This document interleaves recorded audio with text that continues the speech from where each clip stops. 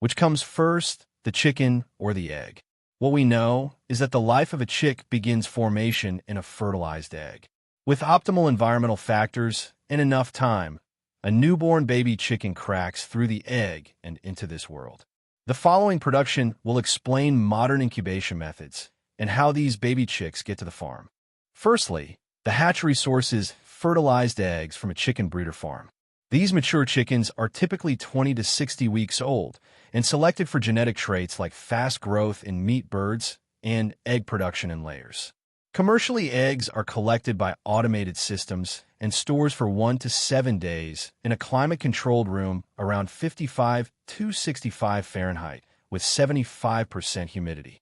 Climate control maintains embryo vitality before transport to the hatchery.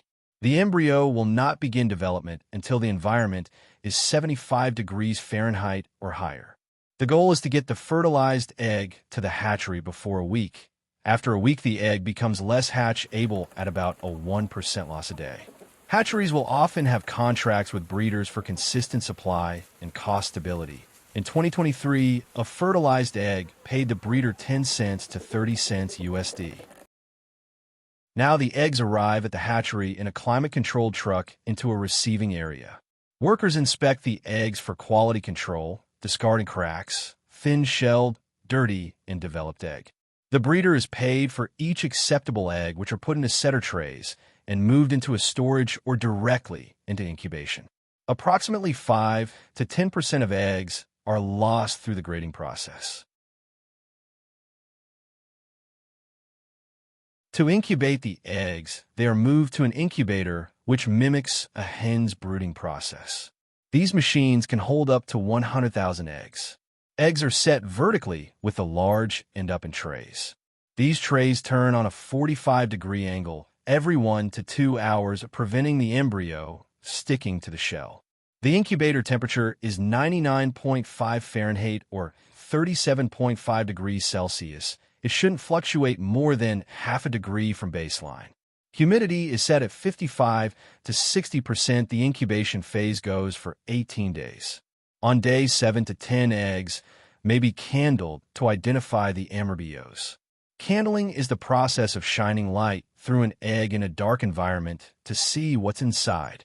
Hatcheries aim for 85 to 90% hatchability and expect losses due to infertility and improper conditions. On day 18, the eggs go from the incubator to the hatchers to, you guessed it, hatch. In the hatchery, the eggs are laid horizontally in a basket and no longer turned. Chicks begin to break a hole in the egg around day 20. This is called pipping. The chicks then have a 48-hour hatching period. During hatching, temperature is slightly lower, around 98.5 Fahrenheit or 37 degrees Celsius. The humidity is at 65 to 75% to soften shells at high moisture. Lights are dim and can be red to calm chicks. Once hatched, the chick relies on residual yolk sac as a food source, so no feed and water are needed in the first 48 hours. Workers place chicks in ventilated boxes and check the chick's quality, looking for active birds with clear eyes and no deformities. Layer birds are then sexed through vent inspection or feather sexing. In layers, males are culled, but in broilers, the birds are rarely sexed.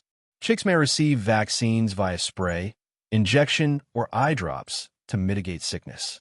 The processing area is 70 to 72 degrees Fahrenheit with 50 to 60% humidity. In most cases, chicks are then transferred within 24 hours of hatching in most cases. Employees stack the chicks into a climate-controlled truck with temperatures varying between 75 degrees Fahrenheit to 80 with ventilation throughout. Once chicks are loaded, they will be delivered onto the farm within 12 hours. Finally, the chicks are unloaded into a warm and bedded barn around 90 degrees Fahrenheit and 50% humidity with water and feed supplied. These healthy chicks turn into high-quality food machines. I hope you found this informative. Have a great day.